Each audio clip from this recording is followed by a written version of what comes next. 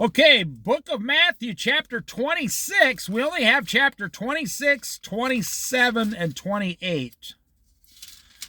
28's really short, but 26 and 27 are, especially 26 is very long. So that's the one we're on now, chapter 26. The plot against Jesus. When Jesus had finished saying all these things, he said to his disciples. Now, I want to back up for a second. The plot against Jesus. Do you know when you plot against your enemy or your neighbor and you think you're doing it in secret? You see, when people plot, P-L-O-T, it's usually done in secret, plotting in secret against your enemy or maybe a friend that you're bamboozling. You're bamboozling your friend to get an advantage over them. Maybe you're sleeping with your best friend's wife and only you and her know. You think, oh, nobody does that. You got to be kidding.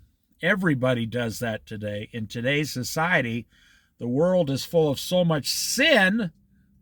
Like when Hamas just attacked Israel, everybody was so amazed and shocked how big the attack was. But you know that they said they were planning for 2 years to do this? Hamas had been, I'm not getting political, I'm just stating a fact, like a fact about war, one country warring with another. Hamas, with the help of Iran, spent 2 years plotting this attack. And I wanted to make a big deal about the word plot or plotting. What are you plotting in your life? See, these people were plotting against Jesus. You know, and I want to say further, the word plotting, like let's say you're plotting to build a wooden boat like these boats down here. You're plotting, okay, what's it going to take? You know, plotting can almost be the exact same word as planning. But plotting in general terms is done in secret because you're up to something evil, no good. Planning is usually done in the open. And I just want to make the point that I guarantee you are plotting, P-L-O-T, plotting something right now in your life. 2023 is almost over, so you're saying, okay, in 2024, it's a foolish man that makes no plans. A man without a plan, you've heard this before, is like a ship at sea without a rudder. Will soon hit the rocks and crash. A man without a plan will soon be destroyed or swayed or distracted. The best thing the devil wants to hear is that you, a Christian, you don't have a plan. And then the devil says, oh, I'll come in and give him a plan. Sure. But plotting, I guarantee you are plotting something about next year. Every single one of us are. I have plans of my own, that I go over with Jesus first to make sure that he wants me to do them. Sure. And I'm telling you, when you plot something or even plan something, the enemy is going to come against you. They say in the Bible, when you're plotting or planning, either the devil is your enemy or God is your enemy. Have you ever thought about that? Do you know that you can only have one of two enemies on this earth? This is the perfect time to bring it up. You say, well, I got a lot of people that don't like me. Nope, you only have one person. If God is for you, then only the devil is against you. And if the devil is for you and helping you, whether you know it or not, then God is your enemy. And in general terms, usually the money is what the devil uses, money to come against you. That's why I'm saying you want to have access to all your money. You don't want to be that close to your money. You want to be close to God. But I wanted to make the point. Now listen to what they say here. When Jesus had finished saying all these things, he said to his disciples, "As you know, the Passover is 2 days away, and the Son of Man will be handed over to be crucified." Then the chief priests and the elders of the people assembled in the place of the high priest, whose name was Caiaphas, Caiaphas, and they schemed, here we go, schemed, schemed. Boy, they plotted and they schemed, you see. Oh, they all got together, all these morons inside this big temple, and they're like, they only got one thing in mind, the Passover. Are they using the Passover to praise God? No, they're using the Passover to kill Jesus. They're plotting, and they're not just plotting, they're scheming too. They're plotting and scheming. See, that guy's lowering that thing out there on that ship. He's got a rope that's lowering that all the way down. Then the chief priests and the elders of the people assembled in the place of the high priest, whose name was Caiaphas, and they schemed to arrest Jesus secretly and kill him. Wow. But it wasn't done in secret because God, the devil, wanted Jesus arrested secretly and killed secretly. Keep everything quiet. Don't let anybody know. Let's just get rid of Jesus. But what does God the Father do? He says, oh no, let's blow the trumpets from the mountaintops and just do this thing in public. I want everybody to publicly see my son being crucified. Jesus said everything I did and everything I spoke was in public or in the synagogues openly. Jesus said, I have no secrets. God has no secrets. On the last day, every word, every spoken will be told to everybody, which sounds kind of embarrassing, actually. And they schemed to arrest Jesus secretly and kill him. But not during the festival, they said, or there may be a riot among the people. That's why they had to do it in secret. You see, your enemy wants to get rid of you, a Christian, in secret. But God is working on your behalf. God is for you. If you're a holy man following Jesus as a believing Christian or a woman, I like to always remember to say, or a woman, because there's been so many amazing women in the Bible. And you think of women, every woman raised all of us, the children, see. Whenever you see a good man, a good adult man, like 30 years old, that means his mother made him that way.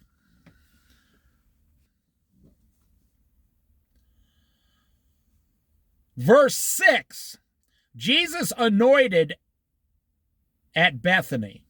While Jesus was in Bethany in the home of Simon the leper, this is not Simon Peter, this is Simon the leper, a woman came to him with an alabaster jar of very expensive perfume, which she poured on his head as he was reclining at the table. It's a very interesting story. They say this was Mary Magdalene, the prostitute, that he saved. Now listen to this. You and I, we don't think like God thinks.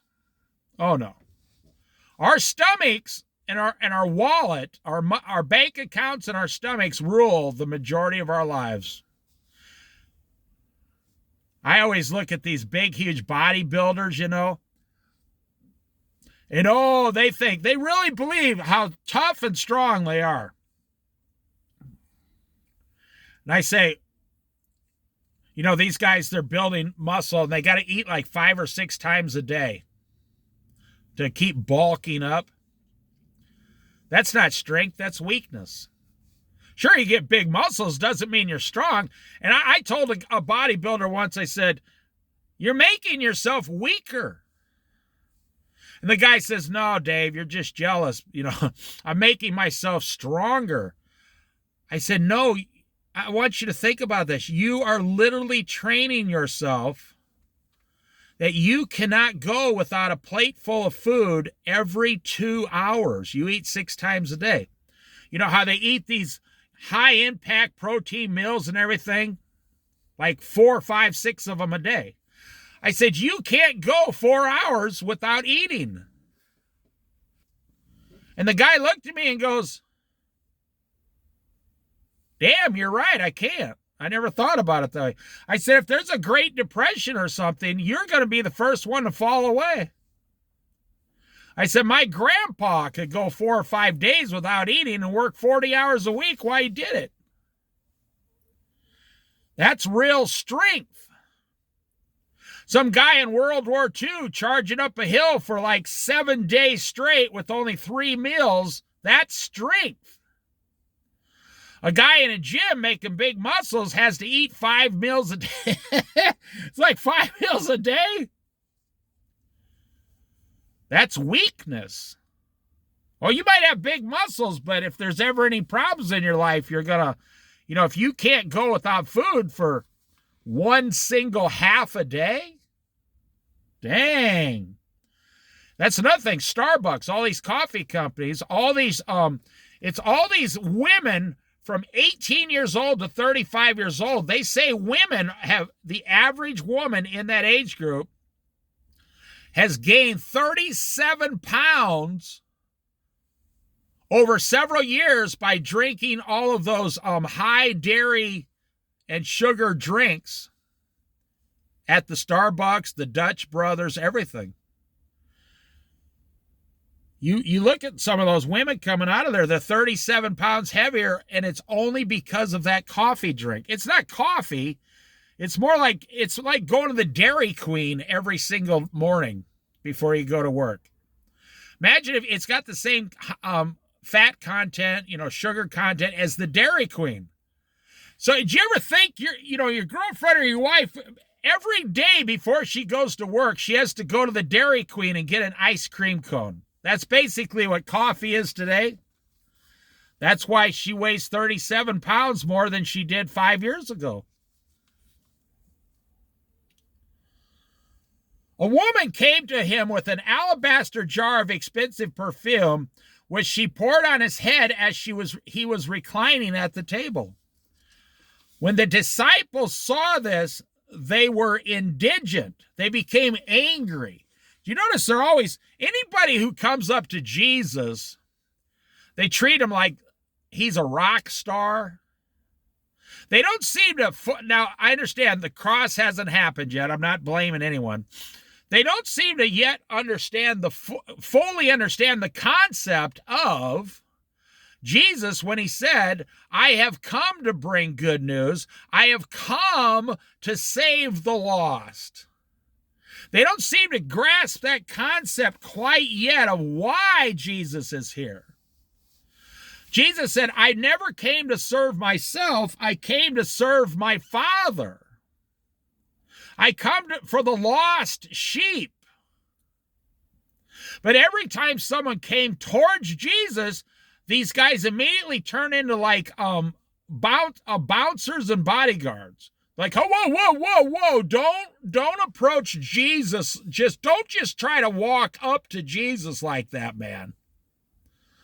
Without coming through us first. This isn't the mafia. Jesus is not the head of the mafia. No, Jesus is wide open to every single person who wants to talk to him. So he's sitting at this table very calmly, and I bet he was enjoying this, actually. And his disciples are around, they're in the house, and they start complaining. His disciples, this woman comes up and pours some, like, expensive perfume today would be like $1,000 a bottle. You can buy a $1,000 bottle of perfume today. So like $1,000 a bottle. Back then it was probably $100 for a bottle of this perfume. Where did she get this perfume? Because she was a poor woman. Well, that's what they said. They thought she was the prostitute, Mary the prostitute that he saved. They were going to stone when Jesus started writing on the ground. So where did she get this? Some rich guy who got her services and slept with her was probably so happy with her. He gave her a very expensive bottle of perfume. You know, he gives her a gift. When the disciples saw this, they were indignant. Why this waste? They're not worried about the waste. They're not worried about that perfume. They could care less about that perfume. Why this waste? Why waste the perfume? This perfume could have been sold at a high price and the money given to the poor. Really? Now, I can say this now because it's 2023 years later, but they weren't worried about the poor. There was something about her walking in that room as a woman back then, a woman who had no authority in society at all. And you know how if you ever, like, I was going to say make a mistake, but if you've ever been to prison and then you go get a job somewhere and people just, especially if you're in a small town and you go back to that small town and try to live your life, people are always like secretly, oh, that guy was in prison before, you know. I mean, you could be the mayor of the town, oh, you know, and then they start whispering, oh, you know, that guy used to be in prison, man. Okay, so the same thing with this ex-prostitute.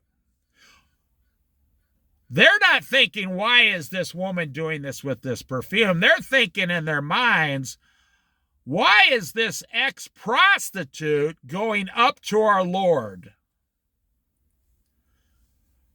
You know, God shows pure, true love, even to a prostitute, to a sinner. There's no difference between a prostitute's sins and my own sins or your own sins. They're all sins against God. The Catholic Church teaches that sins have different levels. That's not true. They might have different consequences, but in God's eyes, a sin is a sin against him. And then once you're forgiven, he forgets it and goes on and tries to improve your life. Now listen to how Jesus handled this. He's sitting there and this woman is behind him putting this real expensive perfume on his hair. And his disciples all start complaining. How does Jesus handle this? Aware of this, Jesus said to them, why are you bothering this woman? I love the way he starts that out. She's back there. She's not talking to any of the disciples or anybody else. She's doing this beautiful thing, putting some expensive perfume in his hair. That's her saying, Lord, I love you. I took the most expensive thing. I think I'm going to start crying right now, actually. This woman, she's poor.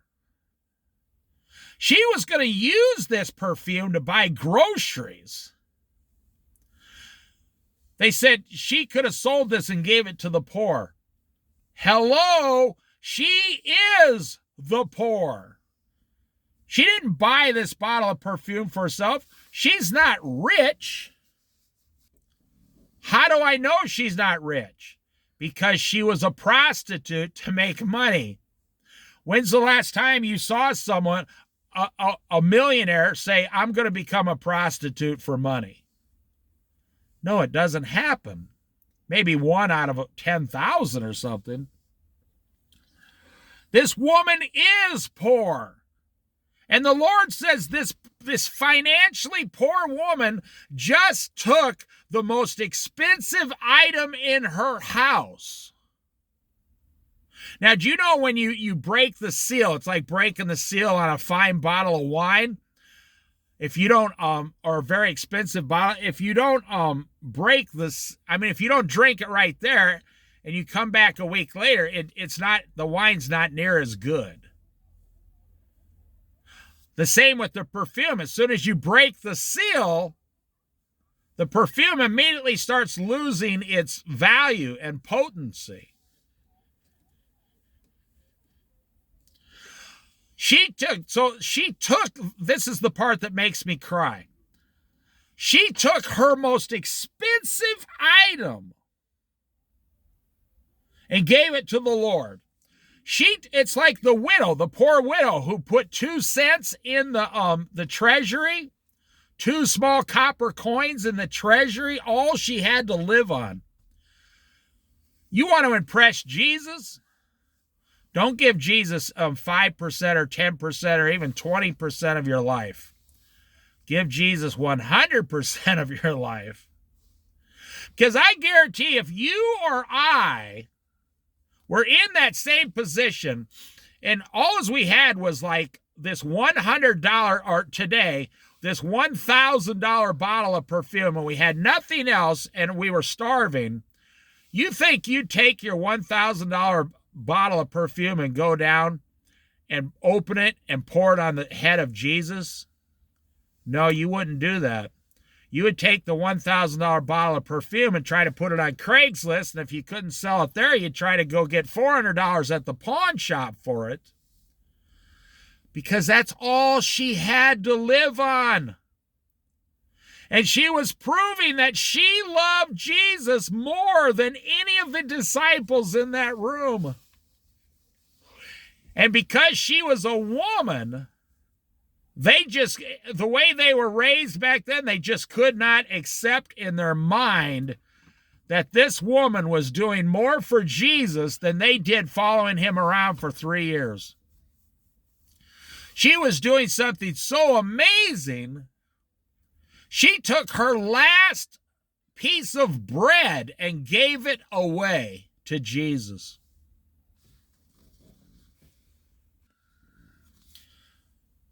Aware of this, Jesus said to them. Now remember them, everyone in the room, but his disciples, his 12 disciples. He's saying right to their face, "Why are you bothering this woman? She has done a beautiful thing to me. The poor people you will always have with you." And that's a statement that's true today, because Jesus said you will always have poor people with you. There will always be poor people until the first day of the 1,000-year reign of Christ. Because Jesus said there will always be poor people with you. There will always be poor until the tribulation is completely over.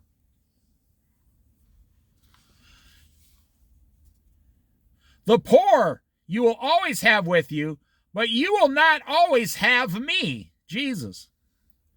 When she's poor, in another gospel it says the poor you'll always have with you, and you can help them anytime you want to. And so when you see poor people today, you know we got more poor people in America today than in the history of the world.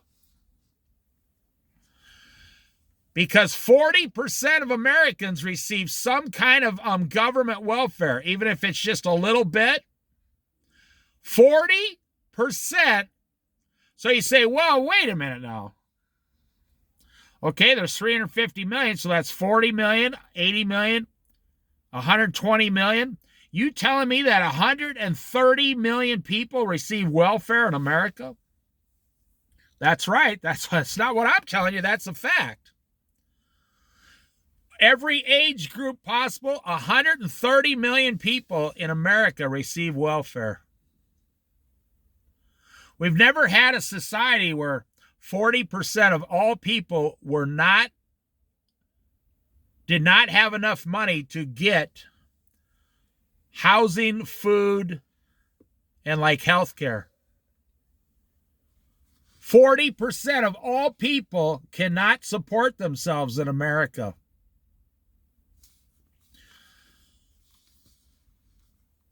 And they cry out for more, but what does this woman do? This woman saying, I don't even care if I die tomorrow of starvation. Jesus has done such a great thing for me in my life. He's given me eternal life. I'm going to take my most expensive item in my house, which happened to be a bottle of perfume, and I'm going to go down there and rub it on his hair. And she knew what everyone was going to think of him. I mean, of her. She knew what everyone was going to say. They were going to have sexual thinking, sexual thoughts about what she was doing. The poor you will always have with you, but you will not always have me. When she poured this perfume on my body, she did it to prepare me for my burial, Truly, I tell you, wherever this gospel is preached throughout the world, what she has done will also be told in memory of her.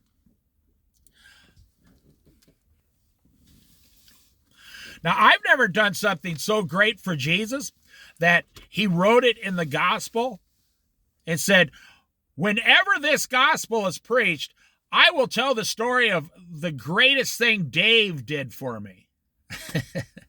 Or you out there listening to these Bible studies, you don't have a story of something you've done so great for Jesus. You've given him your last 5 cents. No. That's why I say that's true strength. These bodybuilders, I gave that example. They're out there trying to build their muscles. That's not strength. This ex-prostitute giving her last dime to Jesus, that's strength. Now, the next story, Judas agrees to betray Jesus. Okay, so Judas was at this woman when the woman put that on his hair, on Jesus's hair. Now, Judas was in charge of the money bag.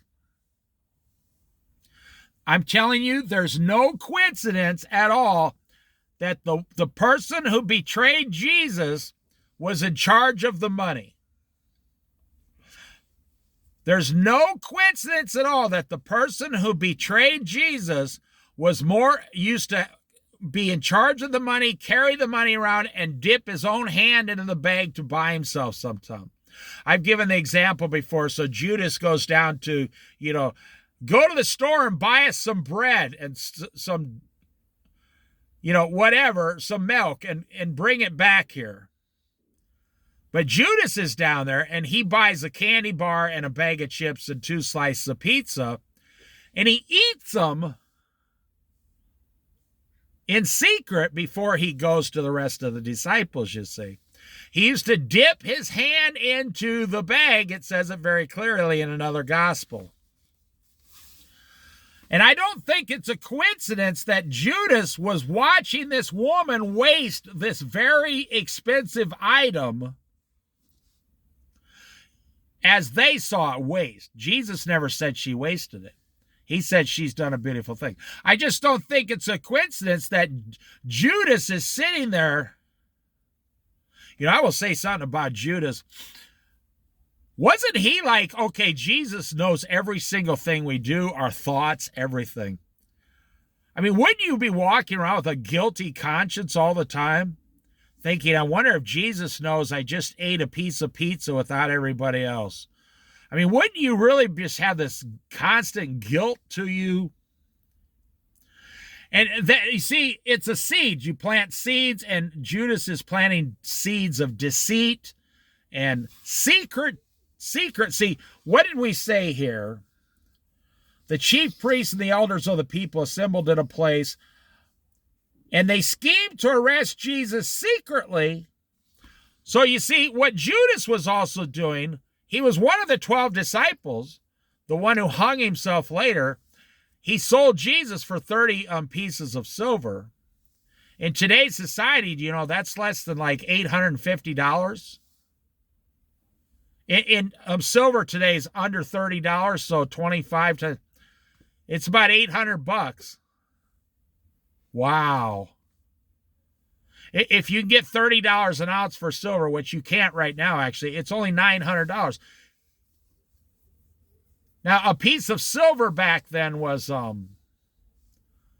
a day's wages, so it was 30 days' wages. Now this is silver, has never kept up with inflation. I'll teach you something. And neither has gold, because President Nixon took us off the gold and silver standard and put us on this. Do you know all inflation started under President Nixon when he took us off the gold standard? Do you know there's no money in the world? I looked this up. Do you know the United States has the most gold of any other country in the world, and it's in Fort Knox, Kentucky, I think. It's highly guarded. And do you know that we only have $400 billion worth of gold in America? Do you know that's all the money we have in America for backup we only have $400 billion of actual physical valuable gold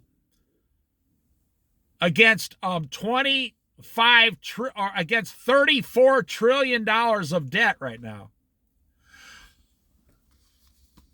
Silver today is supposed to be at least several $100s an ounce. Well, it's supposed to be one coin. It's supposed to be worth one day's wages. So today, it's not supposed to be at 30. It's supposed to be $100 an ounce.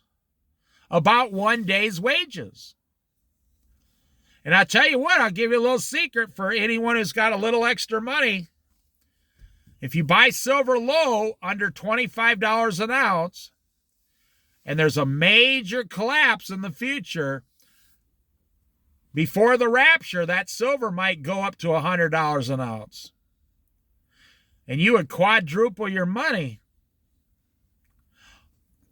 So I'm telling you, gold.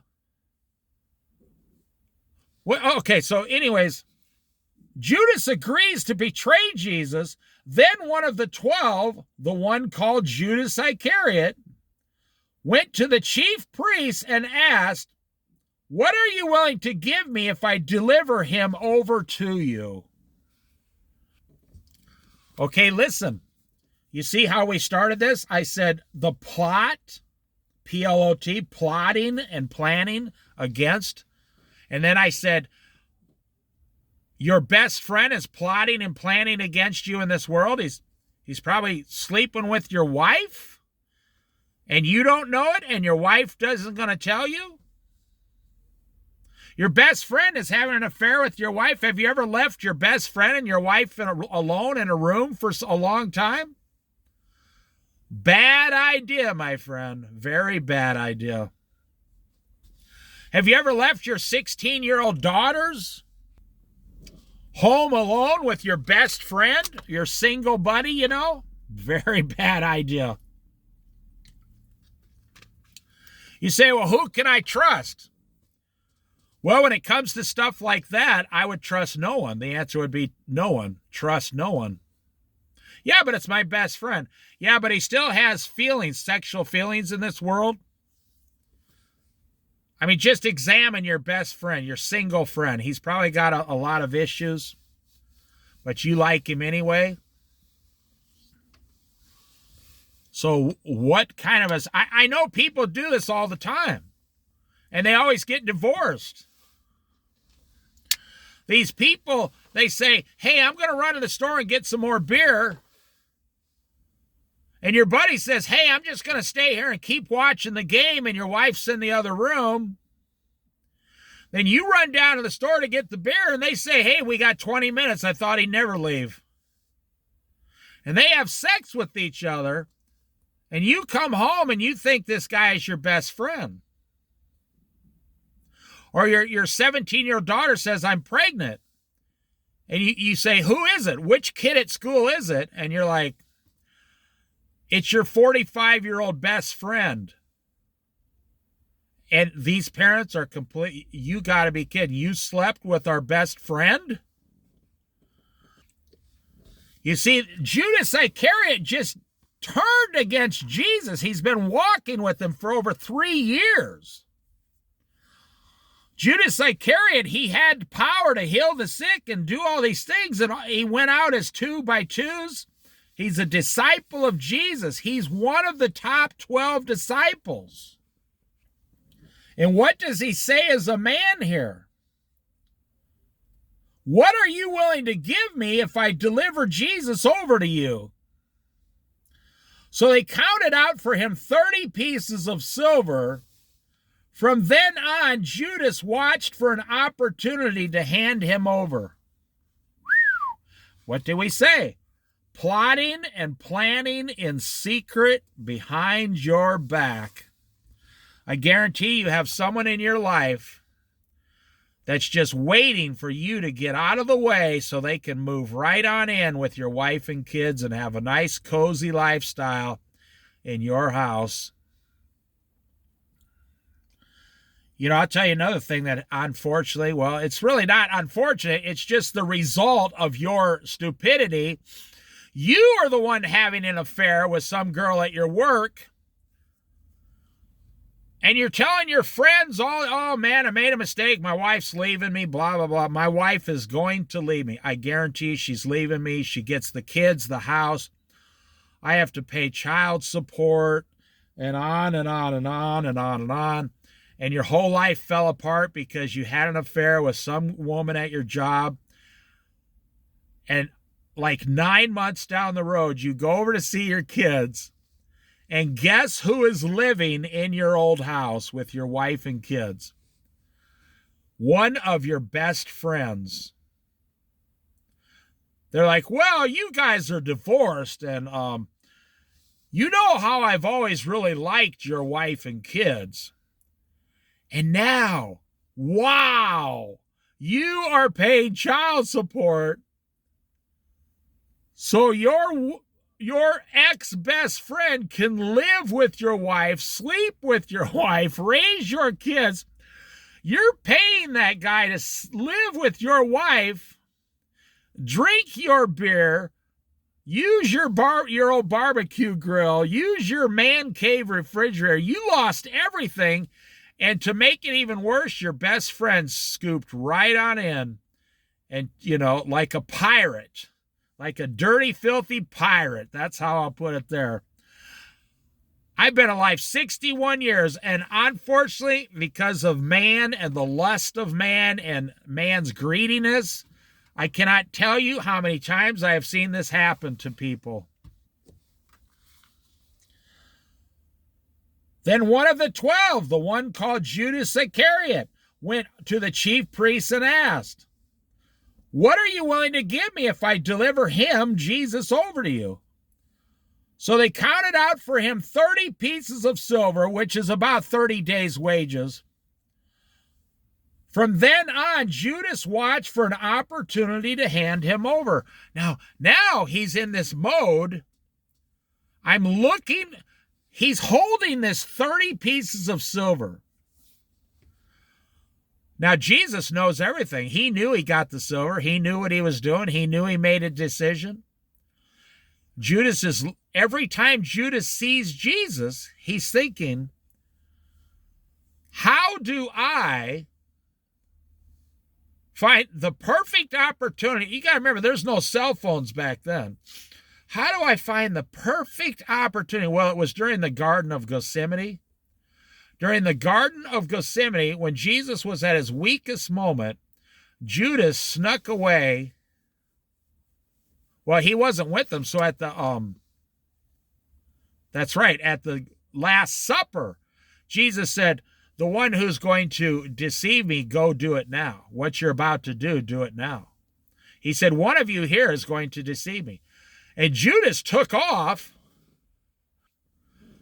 but the other 11 disciples thought Jesus told him to go buy some more bread. But Judas took off because he knew that Jesus had discovered him. But Jesus discovered him. He knew he was going to do this before he even picked him. However, he did not force him to do it. Judas had free will. So I'm saying when you're telling, so Judas is in this mode of secretly waiting for an opportunity to turn Jesus over and have him crucified. So let's go back to your life. When you're telling your friend, now the Bible preaches against this, don't tell all your friends and stuff about the problems you and your wife are having. You should be telling your minister or a good Christian elderly man down at the church in a secret therapy meeting. Because I'm telling you the truth, you young guys just don't get it. Your wife is a person with feelings. She wants to be loved and cared for. And that's the way God made the women. That's fine. But when you tell all your friends, hey, me and my wife are having problems. And your buddies are like, really? And I'll tell you what, let's go to the women's side. There's nothing more vicious than a woman who has her sights set on your husband. And every woman listening to this is going, yeah, okay, I know exactly. I agree with that 100%, 1,000% agreement. There is nothing more vicious than a woman who knows she can use sex to get your husband. And she might just be doing it because she wants to get you back for something. She actually doesn't want your husband. She just wants you to get a divorce, and she never has anything to do with your husband ever again. There is nothing more vicious than a woman set on committing adultery with your man, your husband. And the reason this happens a lot is because women gossip all the time. Women tell all their friends every single detail about everything. And you have one girlfriend who is saying, that all sounds great.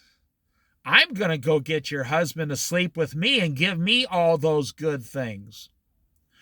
You say, well, we live in a society, everybody knows it could happen at any moment. If you're not following Jesus and you're not running your marriage and your children for Jesus, like 80% of all marriages eventually fail due to two reasons: adultery or financial reasons. So Judas Iscariot, he's looking for an opportunity to turn against Jesus. I mean, technically, he's already turned against him. But let me tell you something. A day's wages today is around $100, say, for an average person. So if you were going to betray Jesus today, 30 pieces of silver would be $3,000. You would betray Jesus for $3,000. Do you know that 50% of all home break-ins are done by someone you know? I bet you didn't know that. Like when you go on vacation and you come home and you go in your garage and like half your garage is gone. There's a 50%, the police will tell you this, the FBI tells you this, there's a 50% chance it's one of your friends took your stuff. Do you know that one of your friends out there is looking for an opportunity to betray you for way less than $3,000 today? If you tell a friend, oh yeah, we keep like $1,000 in cash at the house for emergencies only inside the bread, the bread drawer where we keep the bread. And then you're like, hey, can you watch our house while we go on vacation? The temptation is too much. One of your friends is looking to betray you. The Last Supper. Verse 17. On the first day of the festival of unleavened bread, I think that's bread without yeast. It doesn't rise, it's just flat bread, no yeast. The disciples came to Jesus and asked, "Where do you want us to make preparations for you to eat the Passover?" That's funny. They said, "For you to eat the Passover." Why didn't they say for all of us to eat the Passover?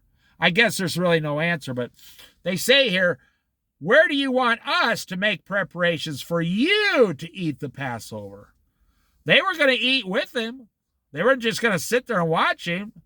Why didn't they say, "So we can all eat the Passover"? I guess I really don't have an answer. He replied, I can digress that they're saying this is Jesus's last Passover on the earth. He's about to be crucified. So you can eat your last Passover? I don't know. Jesus replied, "Go into the city to a certain man and tell him, 'The teacher says, my appointed time is near. I am going to celebrate the Passover with my disciples at your house.'" You know, you out there, you think you're getting one up on God. Well, I'm smarter than God. Well, God doesn't know what I'm doing. You know, I've seen people sin big time. I mean, big time sins.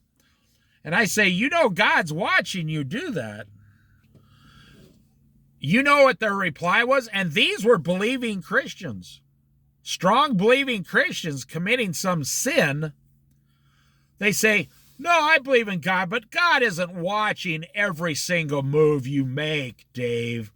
God is far," they've told me right to my face, "God is far too busy to worry about what I'm doing down here on earth." And I say, "Oh, well, that's just you have yourself convinced that God is too busy. That way you won't feel guilty about what you're doing." How did Jesus say, "Go to a certain man's house, say these words, and he'll just let you right in the house"? How does Jesus do these things? You know, like a Jedi warrior. Now, I'm just giving that example. I mean, obviously he's God, but he says, "Hey, go to a certain man's house, say these few words, and then he'll just let you right in." And then you think today, well, God's far too busy to notice what I'm doing. No, it says every single word we've ever spoken is being written down and will be revealed on the last day. That should scare anybody. "Go into the city to a certain man and tell him, 'The teacher says, my appointed time is near. I'm going to celebrate the Passover and my disciples at your house, with my disciples at your house.'" Can you imagine this man, this humble man living? Can you imagine this humble man living 50 years of his life? And this was the only time God was going to use this man. And you think, "Oh, God's not doing anything with my life. Oh, I wish, I was closer to God. I wish, but you're a humble servant, a meek servant of God. And someone shows up and says, "The master needs to use your house today." Wouldn't you be just overjoyed? Like, yes, God's going to do something. I mean, that would be thrilling in my opinion. So the disciples did as Jesus had directed them and prepared the Passover. When evening came, Jesus was reclining at the table with the 12. And while they were eating, he said, "Truly I tell you, one of you will betray me. Truly I tell you," there's that phrase again, "one of you will betray me." All 12 are sitting there, they're reclining. One of you is going to betray me. Now, some people think, well, didn't Peter betray Jesus also? And we'll get into that later. There's a difference between Peter denying Jesus and Judas betraying Jesus. There's a difference. Apparently, in God's eyes, the denial, Peter denied Jesus out of fear of being killed. But Judas Iscariot betrayed Jesus and sold him for 30 pieces of silver. Denying Jesus is a forgivable offense. Betraying Jesus and selling him, that was not a forgivable offense because he was not forgiven and he went out and hung himself. And his intestines burst open all over the ground.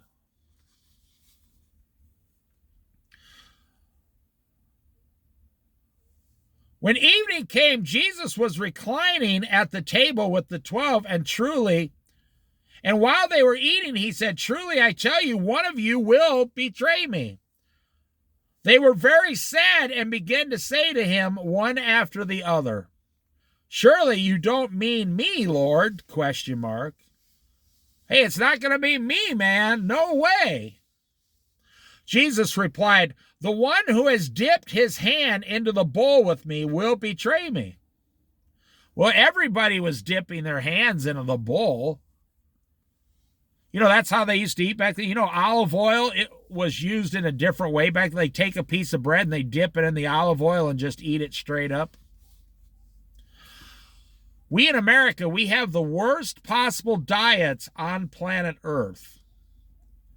It's like we're always at Thanksgiving every day, or we're always at a circus carnival eating junk and candy. And that's the current American diet. They said for the first time in American history, 60% of American children are overweight now. And like 40% are considered obese. Wow. "Surely you don't mean me, Lord?" Jesus replied, "The one who has dipped his hand into the bowl with me will betray me. The Son of Man will go just as it is written about him." See, there's a prophecy, an Old Testament prophecy being fulfilled right now. "But woe to the man who betrays the Son of Man. It would be better for him if he had never been born," not been born. Wow. So what that means is people say, did Jesus forgive Judas Iscariot? No, it says he went to hell for all eternity. And there's a special reserved place in hell for him because of his actions. What does it say? It would be better for that man that betrays me if you were never born. And we know that means he's not going to go to heaven, obviously. Or Jesus wouldn't have made that statement. Just by making that statement means he's going to hell. Could you imagine being with Jesus for 3.5 years and then you end up in hell?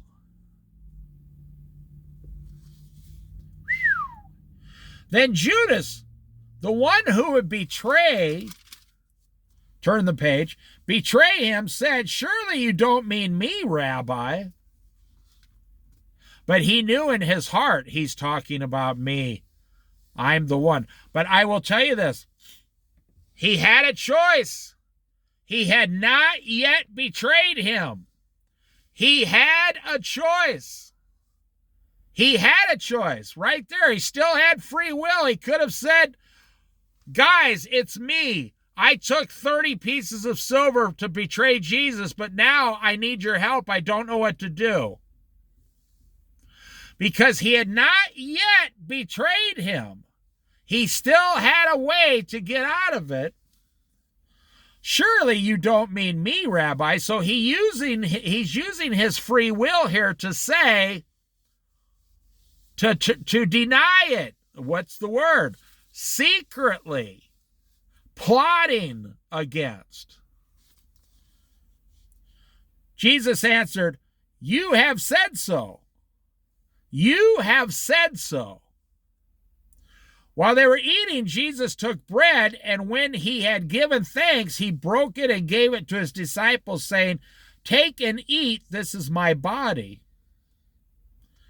Then he took a cup, and when he had given thanks, he gave it to them, saying, "Drink from it, all of you. This is my blood of the covenant, which is poured out for many for the forgiveness of sins." Okay, listen very carefully. Which is poured out for many. It does not say all. For people that think salvation is automatic, it is not automatic. It says poured out for many. It did not say poured out for all. Nope. Now, there is another phrase in the Bible that says, for all who would believe, but that only means a few. Poured out for many. The blood of Jesus on the cross was only poured out for many, not all. If salvation is automatic, then God the Father does not have to make it an offer to you. It would just be automatic. But it's not automatic. You have to believe upon his Son, and then you'll be saved. Can you see there's a guy on the top of those things on the boat up there? See, they're all getting ready for crabbing season that starts here in late December or January, I think. They're getting all the boats ready to go out and make their biggest amount of money for the year.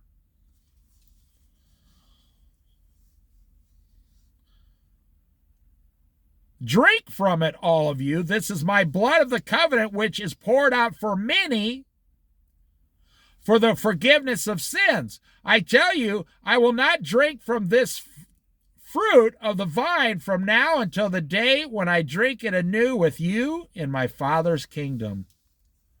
When we get to heaven, we're going to drink wine with Jesus. But I don't think it's not going to be alcoholic wine. It's not going to be... Do you know when they made wine, they used to make wine, it had almost no alcohol content whatsoever. Today, nobody would buy wine. They try to make wine pretty much like a low-grade whiskey almost. They try to make wine like 30, 35%, alcohol.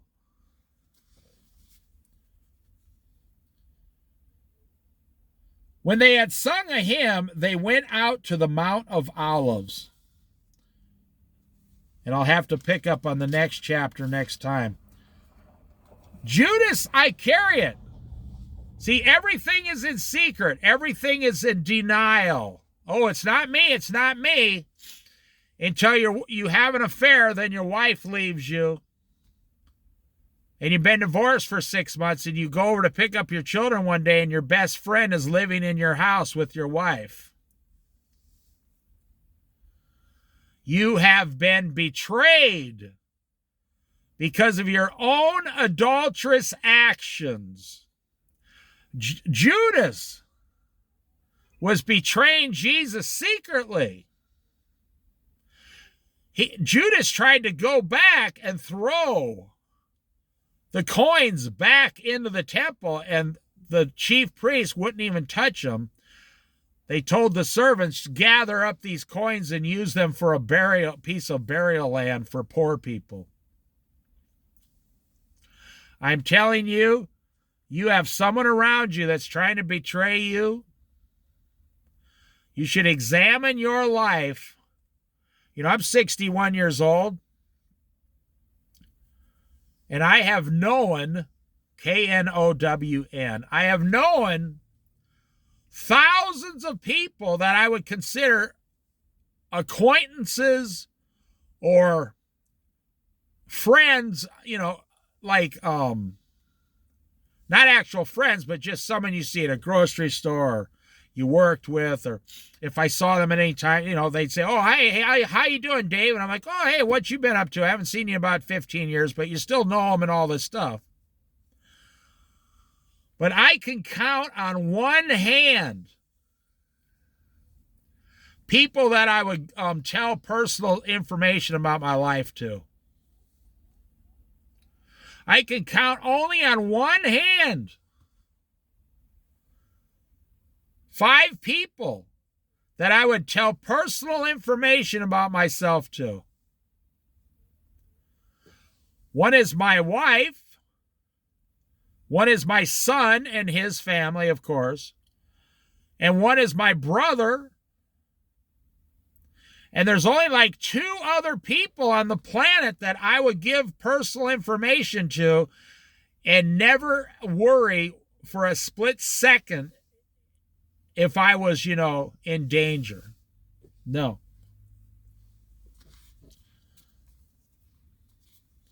But examine your own life. You feel, I got 50 friends. I got 100 friends. I got 200 friends, man. No, you probably don't. You probably do not.